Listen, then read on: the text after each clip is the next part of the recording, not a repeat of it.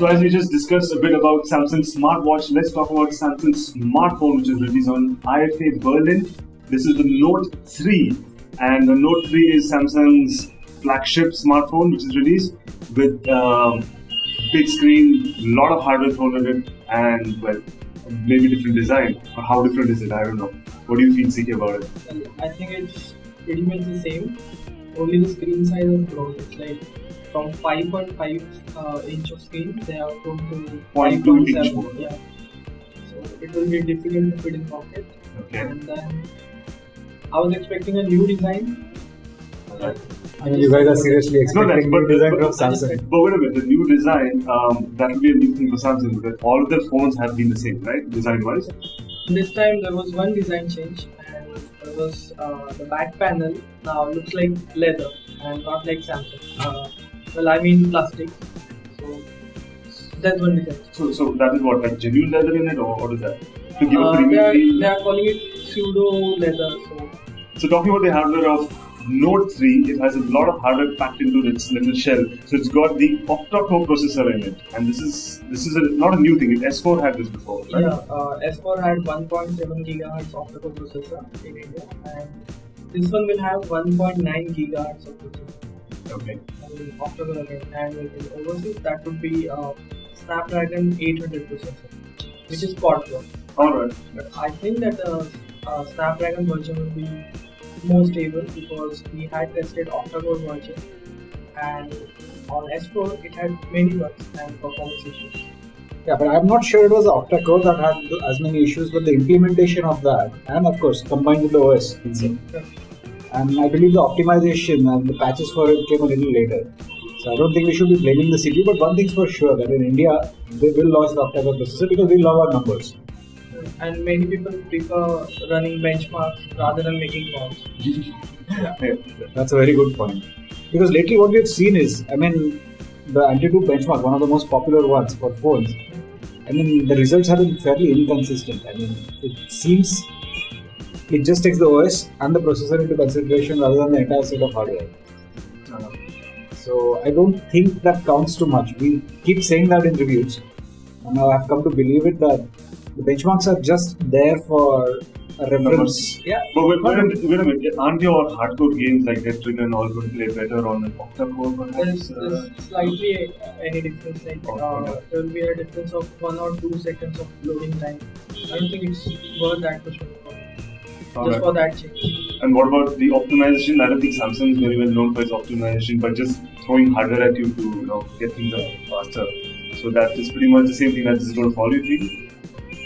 See, I hope they've learned from the S4 mistakes because there were some elementary issues with the S4 that we, I think, even covered on video for that matter. Even the accelerometer, there was a lag in that, and the orientation of the phone would change after a couple of seconds after you turn the phone around. That is something that you don't even. On a top. That's a flagship model. You don't even want to see that in mid-level or entry-level phone for that matter. Okay, on an entry-level phone you can just overlook that part, but definitely not on a flagship. They did release a patch later on to fix these issues, and it did run a lot smoother. But these are the things that you have to look at when you launch a phone. And especially when it's more than 40,000. Yeah, exactly. And it's a premium phone, it's a flagship. Yeah. And coming to the camera part, now the camera is your 13 megapixel but with BSI sensor in this one. And it can record 4K video at 30 FPS. That's like awesome resolution. That is resolution, but you can't say that it will be good quality. Because it depends on sensor. Okay. But do you think this will be a little better than your Nokia 1020? Since it's got slightly old hardware in this one? I really doubt because it has a larger sensor. Okay. And proper optical image stabilization. Okay. Whereas this one has smart image stabilization, which nobody knows what it is. Okay. Probably it would be a software tool. Alright. See, megapixel count is only one thing, but as we've seen over the years, it's the actual optics that are used inside the device that and matter. Nokia uses Carl-Zeiss lenses. Yeah, we haven't seen this phone yet. So we don't want to comment. And having said that, Samsung, the camera is pretty good. Maybe it's not Nokia grade in the sense as far as the high-end devices are concerned, with the 6-lens assembly and the Zeiss optics and stuff. not that great, but other than that, I think Samsung comes second when it comes to camera quality. So I don't want to be overly critical of that. Right. But again, I mean, camera was best in that. exactly. But again, a lot of numbers. Yes. Now, okay, it can record 4K videos and all that. That's quite a feat by itself. 4K video. It's a feat, but where are you going to play it on? I mean, how many 4K TVs do you have in this country, for that matter, or for that matter in the world? So yes, recording it is one point, and it's going to take up a lot more space. Yes. Once again, I say, I mean, having that technology at your disposal is a good thing, but that should exactly be the selling point. Let it be a selling point. I hope it's not a buying point for a lot of users. I think it will be because users love numbers, right? You say. It's their money after all. I mean, we can't be preaching them. We can just guide them. And for users, the benchmarks are so important that Samsung might come up with dedicated Antutu or something. Samsung edition of Antutu. A lot of companies have their speciality. Like let's say HTC, it's all about the design and UI optimization. Nokia lately, it's all about the camera. Okay. Now Samsung has to find a USP, and it just cannot be upgraded hardware. It can't just be numbers. Those numbers have to translate into something. And I don't think those numbers are, for that matter, the powerful hardware. Even a generation old hardware has been challenged by any apps or games. Correct me if I'm wrong there, but so I don't see a need for even better hardware just because it's available. They would have rather gone in for quality over quantity. Like even the 925 for that matter. It's got an 8.7 megapixel camera. I mean, on the face of it, it seems like a yesterday device. But it's how that 8.7 megapixel and how those 8.7 megapixels are captured by the device. That is what matters. And let's not forget, a higher megapixel camera is only going to lead to a larger image size, not necessarily a better image. So, I mean, at some point in time, these specs have to stop somewhere. I mean, just pause. I'm not saying stop development. I think just have to pause, relook at things, and come up with a far better phone rather than just a faster phone. That is what something we have to look at. Again, I may sound overly critical of the Note 3 even without having touched it, and it's just the general direction in which Samsung has been moving over the past couple of years. Maybe they couldn't go with new design, so they couldn't or they didn't. There's a topic that only Samsung can answer. Right, with this you talked about Samsung also.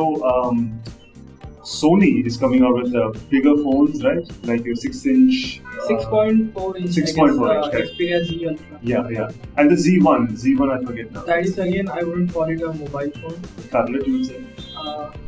Don't use that word. Stop abusing on camera. No, I say that because we did an extensive survey on our site. You're aware of that. And what people told us was that the most preferred size on a mobile is between 4.3 to 4.5 inches. But yet it's being sold well, right? I mean, Note sold pretty well. So TechTree has intelligent readables. You can say that. We love you guys. I mean, do you like those phones that big? I mean, I tried using one with a 5-inch screen and it started giving me some stress injuries. It can happen to anybody, and nobody's talking about it right now. Of course, we are, but not to anybody. Same here, I mean, you can't use it with single hand.